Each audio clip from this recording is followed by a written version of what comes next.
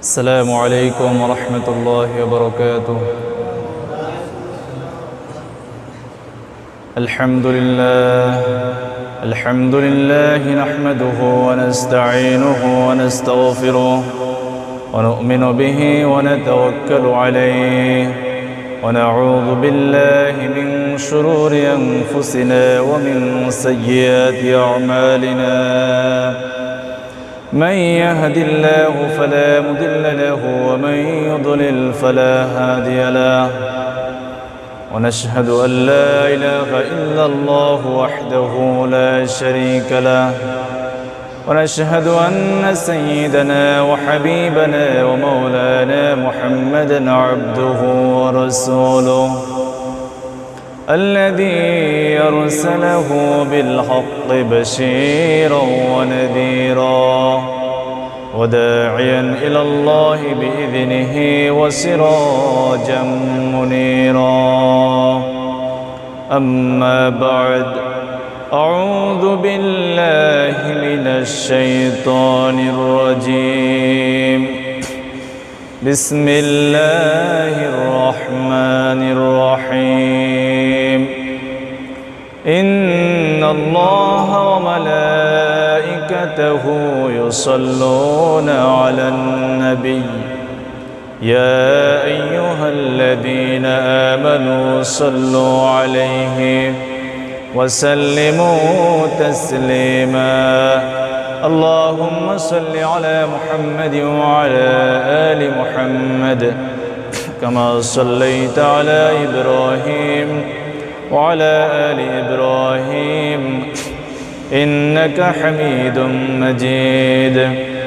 اللهم بارك على محمد وعلى آل محمد كما باركت على إبراهيم وعلى آل إبراهيم إنك حميد مجيد.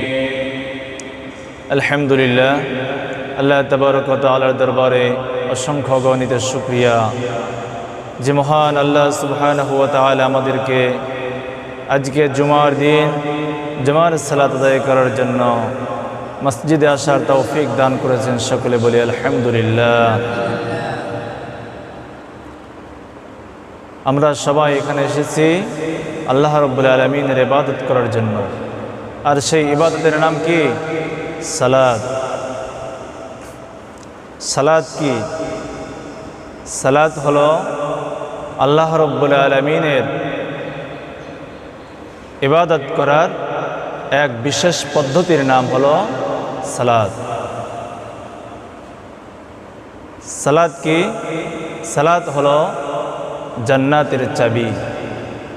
রাসূলুল্লাহ সাল্লাল্লাহু আলাইহি ওয়াসাল্লাম বলেছেন, মিফতাহুল জান্নাতিস সালাহ, নামাজ হলো জান্নাতের চাবি। সালাত কি? সালাত হলো নির্দিষ্ট পদ্ধতিতে নির্দিষ্ট সময়ে শরীরের কিছু অঙ্গ প্রত্যঙ্গকে জমিনে শরীরের কিছু অঙ্গ প্রত্যঙ্গকে জমিনে লুটিয়ে আল্লাহর সামনে বান্দা নিজেকে ছোট করার নাম হলো সালাত। তাহলে সালাত হলো আল্লাহ রাব্বুল আলামিনের এক বিশেষ পদ্ধতির ইবাদতের বিশেষ পদ্ধতির নাম। আল্লাহ পাকের ইবাদতের যেমন কিছু ইবাদত রয়েছে, মানুষ খাওয়া দাওয়া করে ইবাদত করে, না খেয়ে ইবাদত করে, যেমন সিয়াম, কোরআন তেলাওয়াত করা, জিকির আজগার করা। তেমনি সালাতও আল্লাহ পাকের একটি ইবাদত। আল্লাহ পাকের একটা বিশেষ পদ্ধতির ইবাদতের এক বিশেষ পদ্ধতির নাম সালাত। এই সালাত আদায় করার জন্য আল্লাহ রাব্বুল আলামিন কুরআনুল কারীমে আল্লাহ রাব্বুল আলামিন একবার নয়, দুইবার নয়, ৮২ বার বলেছেন। কোরআনের শুরুতে দেখুন, সূরা বাকারার মধ্যে আল্লাহ রাব্বুল আলামিন বলে দিয়েছেন যারা মুত্তাকি তাদের বৈশিষ্ট্যগুলি কি হবে। সেখানে আল্লাহ রাব্বুল আলামিন মুত্তাকিদের বৈশিষ্ট্যগুলি বর্ণনা করতে গিয়ে আল্লাহ রাব্বুল আলামিন বলছেন, আল্লাযীনা ইউমিনুনা বিল গায়বি ওয়া ইউকিমুনাস সালাতা। আল্লাহ রাব্বুল আলামিন বলেন, যারা মুত্তাকি তাদের এক নম্বর বৈশিষ্ট্য হলো তারা গায়বের প্রতি ঈমান আনবে, আর 2 নম্বর হলো তারা নামাজ কায়েম করবে, আর 3 নম্বর হলো তারা, আল্লাহ বলেন, আমি যে তাদেরকে যে রিজিক দিয়েছি সে রিজিককে তারা ব্যয় করবে, আমার রাস্তায় তারা ব্যয় করবে, এবং আসমানি কিতাবের প্রতি তারা ঈমান আনবে এবং আখিরাতের প্রতি তারা বিশ্বাস স্থাপন করবে। তাহলে মুত্তাকিদের বৈশিষ্ট্যগুলি আল্লাহ রাব্বুল আলামিন বর্ণনা করতে গিয়ে 1 নম্বর কি বললেন? গায়বের প্রতি যারা ঈমান আনবে। 2 নম্বরেই সালাত যারা কায়েম করবে। সূরা জুমার মধ্যে আল্লাহ রাব্বুল আলামিন এই সালাত সম্পর্কে বলছেন, ইয়া আইয়ুহাল্লাযীনা আমানু, আল্লাহ রাব্বুল আলামিন বলেন, হে ঈমানদারগণ, ইযা নুদিয়া লিস-সালাতি, যখন জুমার সালাতের আযান হয়ে যাবে, মিন ইয়াউমিল জুমআতি ফাসআউ ইলা যিকরিল্লাহি ওয়া যারুল বাই', তখন তোমরা সকল ধরনের ক্রয় বিক্রয়, সকল ধরনের কাজকর্ম সবকিছু পরিত্যাগ করে তোমরা আল্লাহ পাকের জিকির, অর্থাৎ এখানে জিকির মানে আল্লাহ সালাতকে বুঝিয়েছেন যে তোমরা সালাতের জন্য তোমরা চলে আসো, তোমরা সালাতের জন্য চলে আসো। তাহলে এই সালাতের কথা আল্লাহ রাব্বুল আলামিন আমাদেরকে বারবার আমাদেরকে বলেছেন। আল্লাহর হাবিব সাল্লাল্লাহু আলাইহি ওয়াসাল্লাম তিনি ইন্তেকালের সময় তিনি অন্য কিছু বললেন না, তিনি বললেন, আসসালাত আসসালাত আসসালাত ওয়া মা মালাকাত আইমানুকুম, আমার উম্মতেরা তোমরা নামাজ ছেড়ে দিও না, তোমরা নামাজ ছেড়ে দিও না। নামাজ হচ্ছে ইবাদতের অন্যতম একটি ইবাদত, যে ইবাদত ছাড়া আল্লাহ রাব্বুল আলামিন কোনো ইবাদতকে আল্লাহ রাব্বুল আলামিন কবুল করবেন না। আল্লাহর হাবিব সাল্লাল্লাহু আলাইহি ওয়াসাল্লাম বলেছেন, আউয়ালু মা ইউহাসাবু বিহিল আবদু ইয়াওমাল কিয়ামাতিস সালাহ, কিয়ামতের দিন সর্বপ্রথম বান্দার নামাজের হিসাব হবে। সর্বপ্রথমই আমাদের যে হিসাব হবে সেই হিসাবের নাম সালাত। অতএব এই সালাত হলো ইসলামের খুঁটি। নবীজি সাল্লাল্লাহু আলাইহি ওয়াসাল্লাম বলেছেন, বুনিয়াল ইসলামু আলা খামসিন শাহাদাতি আল্লা ইলাহা ইল্লাল্লাহ। ইসলামের ভিত্তি হলো 5টি। ইসলামের ভিত্তি কয়টি? 1 নম্বর হলো আল্লাহ ছাড়া কোনো সত্য মাবুদ নাই এবং মুহাম্মদ সাল্লাল্লাহু আলাইহি সাল্লাম আল্লাহর রাসূল, এই সাক্ষ্য দেওয়া। ইসলামের এটা হচ্ছে 1 নম্বর ভিত্তি, মানে কি? খুঁটি। খুঁটি যদি না থাকে তাহলে ঘর থাকবে।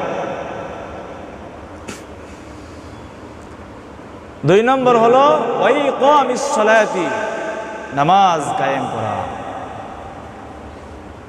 3 নম্বর হলো ইতাইজ যাকাতি, যাকাত দেওয়া। আর 4 নম্বর হলো ওয়াল হজ্জি, হজ করা। সবার প্রতি ফরজ না, যদিও যাদের সামর্থ্য আছে তাদেরকে আল্লাহ রাব্বুল আলামিন হজ ফরজ করে দিয়েছেন তাদের উপর। মক্কার ঘর পর্যন্ত পৌঁছানোর সামর্থ্য যাদের আছে তাদেরকে আল্লাহ রাব্বুল আলামিন তাদের জন্য হজ ফরজ করে দিয়েছেন জীবনে অন্তত একবার।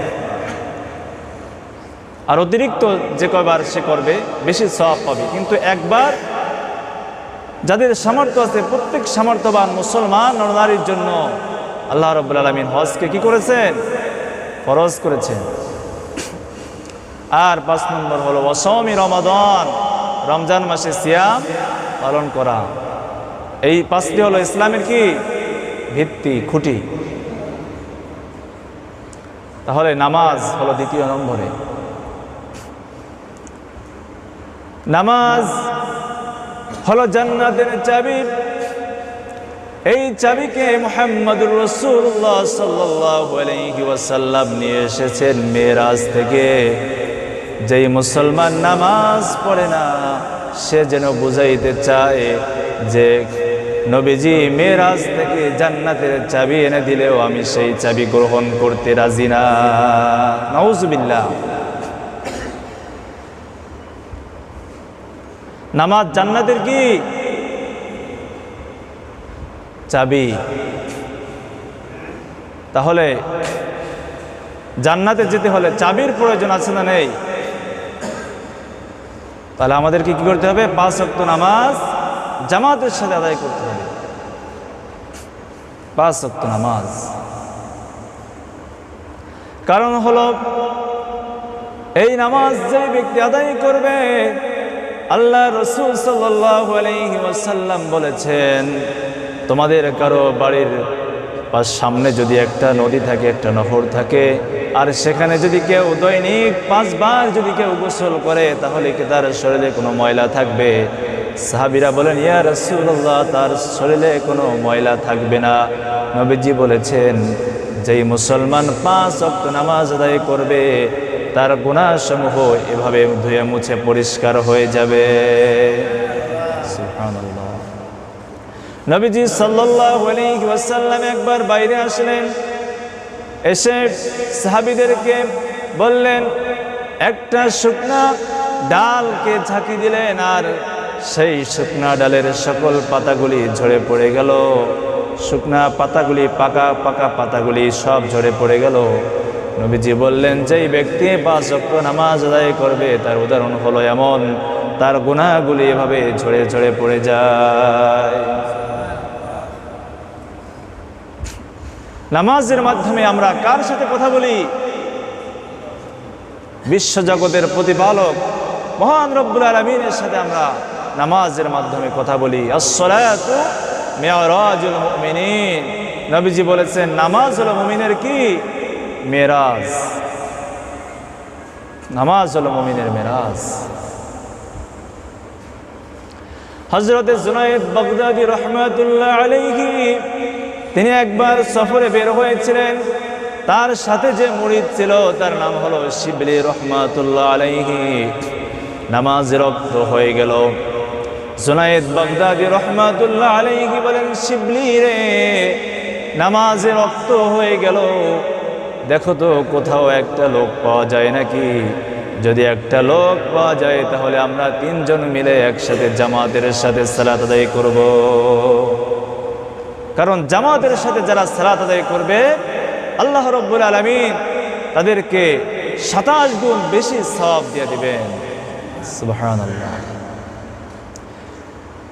যারা একা একা নামাজ আদায় করে তার চাইতে বেশি পছন্দনীয় হলো আল্লাহ রাব্বুল আলামিনের কাছে 2 জন ব্যক্তি যদি একত্রিত হয়ে জামাতের সাথে নামাজ আদায় করে, আর 2 জন ব্যক্তির পৃথক পৃথক নামাজ, 2 জন ব্যক্তির পৃথক পৃথক নামাজ আল্লাহ রাব্বুল আলামিনের কাছে 4 জন ব্যক্তির পৃথক পৃথক নামাজের চাইতে 2 জন ব্যক্তি যদি জামাতের সাথে নামাজ আদায় করে, এটি আল্লাহ রাব্বুল আলামিনের কাছে বেশি পছন্দনীয়। 8 জন ব্যক্তির পৃথক পৃথক নামাজ, তার চাইতেও 4 জন ব্যক্তি যদি একসাথে জামাতের সাথে নামাজ আদায় করে, ওই 8 জন ব্যক্তির নামাজের চাইতেও আল্লাহ পাকের কাছে এই 4 জনের নামাজ বেশি পছন্দনীয়, কারণ তারা জামাতের সাথে সালাত আদায় করেছে। যদি 100 জন মানুষ আলাদা আলাদা নামাজ আদায় করে, আর 8 জন ব্যক্তি যদি একত্রিত হয়ে একসাথে জামাতের সাথে সালাত আদায় করে, এই 100 জনের আলাদা আলাদা নামাজের চাইতে আল্লাহ পাকের কাছে এই 8 জনের জামাতের নামাজ বেশি পছন্দনীয়। জামাতে যখন নামাজ আদায় করা হয়, মুসলমানদের মধ্যে ভ্রাতৃত্ববোধ সৃষ্টি হয়। আল্লাহ রাব্বুল আলামিন একটা এমন ব্যবস্থা করে দিয়েছেন মুসলমানদের মধ্যে, যে মুসলমান হলো এক মুসলমান হলো আর এক মুসলমানের ভাই। এক মুসলমান সে দৈনিক 5 বার তার আর এক মুসলমান ভাইয়ের সাথে মসজিদে এসে সাক্ষাৎ করে যাবে। সকল মুসলমান 5 বার নামাজে আসবে, আর তার অন্য মুসলমান ভাইয়ের সাথে সাক্ষাৎ হয়ে যাবে। আল্লাহ রাব্বুল আলামিন এই জন্য জামাতের ব্যবস্থা করে দিয়েছেন, সপ্তাহে একটি জুমার দিনের ব্যবস্থা করে দিয়েছেন, যাতে গোটা এলাকার গোটা মহল্লার সমস্ত মুসল্লিরা একত্রিত হয়ে যেন সালাত আদায় করেন। মুসলমানদের মধ্যে যেন কোনো হিংসা বিদ্বেষ এগুলি যেন না থাকে। আল্লাহ রাব্বুল আলামিন বছরে 2টি ঈদের ব্যবস্থা করে দিয়েছেন, যে কয়েকটি এলাকার লোক একত্রিত হয়ে তারা ঈদের ময়দানে উপস্থিত হয়ে একসাথে কাঁধে কাঁধ মিলিয়ে তারা জামাতের সাথে সালাত আদায় করবে। আল্লাহ রাব্বুল আলামিন মুসলমানদের ভ্রাতৃত্ব সুন্দর করার জন্য ব্যবস্থা সিস্টেম করে দিয়েছেন। সবাই বলে সুবহানাল্লাহ। জুনায়েদ বাগদাদি রাহমাতুল্লাহ আলাইহি তিনি বললেন, শিবলি রে, দেখো তো কোনো একজন মানুষ পাওয়া যায় নাকি, তাহলে আমরা 3 জন একসাথে মিলে জামাতের সাথে সালাত আদায় করব। শিবলি রহমাতুল্লাহ আলাইহি তিনি খুঁজতে লাগলেন, দেখি কোথাও একটা লোক পাওয়া যায় নাকি। খুঁজতে খুঁজতে জঙ্গলের ভিতরে থেকে একটা লোক বের হচ্ছে, কাঠ কেটে কাঠুরিয়া। বলতেছে, কাঠুরিয়া ভাই, তুমি একটু আমাদের সাথে জামাতের সাথে সালাত আদায় করবে নাকি? কাঠুরিয়া রাজি হয়ে গেল। কাঠুরিয়া রাজি হয়ে গেল নামাজের জন্য। বললেন, শিবলি রহমাতুল্লাহ আলাইহি বললেন, তাহলে ওযু করে আসেন। কাঠুরিয়া বললেন যে, আমি কাঠুরিয়া হতে পারি, কিন্তু আমি কখনো ওযু ছাড়া আমি কখনো থাকি না। সুবহানাল্লাহ। দেখবেন যে অনেক সময় অনেক মূর্খ মানুষও আলেম ওলামাদের থেকেও ভালো হয় না এরকম?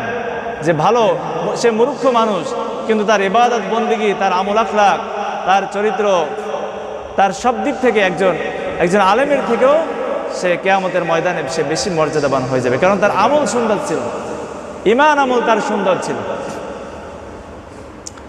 জুনায়েদ বাগদাদি রাহমাতুল্লাহ আলাইহি বলেন, শিবলি রে, আজকে নামাজের ইমামতি আমি করব না, তুমিও করবা না।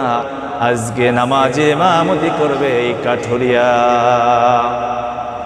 কারণ সে কাঠুরিয়া হতে পারে, কিন্তু সে আল্লাহর একজন ওলি,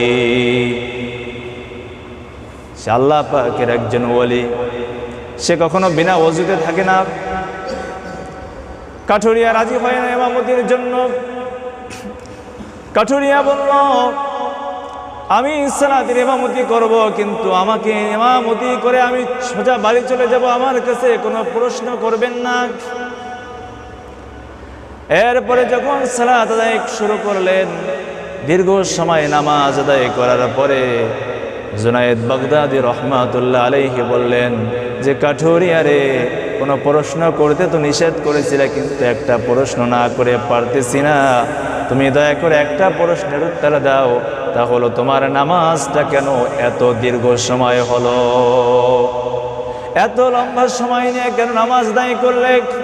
কাঠুরিয়া বলেন, ও জুনাইদ রে, আমি যখন নামাজ পড়তেছিলাম, আমার নামাজ কেন দীর্ঘ হবে না, কেন লম্বা হবে না? কারণ আমি এই নামাজের ভিতরে তো দুনিয়ার কোনো মানুষের সাথে নয়, বরং আমি নামাজের ভিতরে আমার মালিক, বিশ্ব জগতের প্রতিপালক আল্লাহ রব্বুল আলামিনের সাথে আমি কথা বলতেছিলাম। নামাজের ভিতরে আমরা কার সাথে কথা বলি? আল্লাহর সাথে আমরা কথা বলি। আমরা শুনি না, কিন্তু আমরা আল্লাহর সাথে কথা বলি। আমরা যখন বলি আলহামদুলিল্লাহি রাব্বিল আলামিন, আমার আল্লাহ তাআলা তখন এর উত্তরে জবাব দেন, হামিদানি আবদি, আমার বান্দা আমার প্রশংসা করলো। আমরা যখন বলি আর রহমানির রহিম, তখন আল্লাহ তাআলা আসমান থেকে জবাব দিয়ে দেন, মাজ্জাদানি আবদি, আমার বান্দা আমার মর্যাদা বর্ণনা করলো। সেই নামাজ থেকে আমাদেরকে স্থিরভাবে আদায় করতে হবে, এমনভাবে আদায় করতে হবে যে শান্ত হয়ে, একেবারে দুনিয়ার সকল চিন্তা ভাবনা বাদ দিয়ে মনটাকে শান্ত করে শরীরটাকে স্থির রাখে নামাজটাকে সুন্দরভাবে সময় নিয়ে আদায় করতে হবে।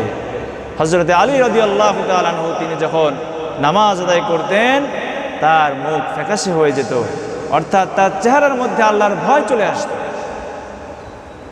নামাজটা আদায় করতে হবে আল্লাহর ভয় এবং আল্লাহর মুহাব্বত নিয়ে সালাত আদায় করতে হবে। তাহলে এই সালাতের মধ্যে আমরা স্বাদ পাবো, আমরা এই সালাতের মধ্যে মজা পাবো। শয়তানের একটি বিশেষ বাহিনী আছে, সেই বাহিনীটি বেনামাজিদের কাছে যায় না, সেই বাহিনীটি যায় নামাজিদের কাছে। কোনো নামাজি যখন নামাজে দাঁড়ায় তখন শয়তানের সেই বাহিনীগুলি চলে আসে, এসে তখন বলে যে তুমি এইটা মনে করো, ওইটা মনে করো, ওইটা মনে করো। দেখবেন যে নামাজে আগে আপনার কিছু মনে আসে নাই, কিন্তু নামাজে দাঁড়াইছেন, এখন দেখবেন যে যেই কথা কোনো প্রয়োজন না সেই কথাও মনে আসতেছে। কি এরকম হয় কি হয় না? তো কোনো ব্যক্তি যখন তার মনটাকে ফিরায়, আবার মন চলে যায়, আবার মনটা ফিরায়, এভাবে মনটা ফিরাইতে ফিরাইতে এক সময় ওই ব্যক্তি এমন পর্যায়ে পৌঁছে যায় যে এক সময় সে তার নামাজটাকে শুরু থেকে শেষ পর্যন্ত আদায় করে, দুনিয়ার কোনো চিন্তা ভাবনা আর তার মনের মধ্যে আসে না। শয়তান চিন্তা করে এর কাছে আমাকে থেকে আর লাভ নাই, যার কাছে ধোঁকা দিলে লাভ হবে তার কাছে তখন শয়তান চলে যায়। তখন এই ব্যক্তি শুরু থেকে শেষ পর্যন্ত নামাজ আদায় করে, তার নামাজের ভিতরে কোনো খেয়াল, দুনিয়ার কোনো চিন্তা ভাবনা আসে না। আল্লাহ রাব্বুল আলামিন আমাদের সকলকে সেই রকমের সালাত আদায় করার তৌফিক দান করুন। নবীজি বলেছেন, সল্লু কামা রাআইতুমুনি উসাল্লি, তোমরা নামাজ পড়ো সেইভাবে যেভাবে আমাকে পড়তে দেখো। আল্লাহ রাসূল সাল্লাল্লাহু আলাইহি সাল্লাম একবার মসজিদের ভিতরে বসা, একজন এসে নামাজ আদায় করলেন, ওই মুরগিতে ঠোকর দেওয়ার মতো কোনো রকম রুকু সিজদা তাড়াতাড়ি করে নামাজ শেষ করলেন। নবীজি বললেন যে এদিকে আসো, তুমি যে নামাজ পড়ছো তোমার নামাজ হয় নাই, তুমি আবার যে নামাজ পড়ে আসো। লোকটা আবার গেল, নামাজ পড়ে এসে নবীজিকে সালাম দিলেন। নবীজি বললেন তোমার নামাজ হয় নাই, তুমি আবার নামাজ পড়ে আসো।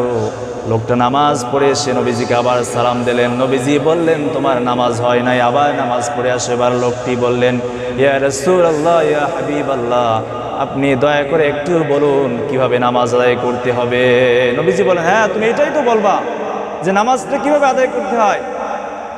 এবার শোনো, তাহলে তুমি যখন রুকুতে যাবা একেবারে শান্ত হয়ে যাবে, কারণ নামাজের মূল হচ্ছে রুকু এবং সিজদা।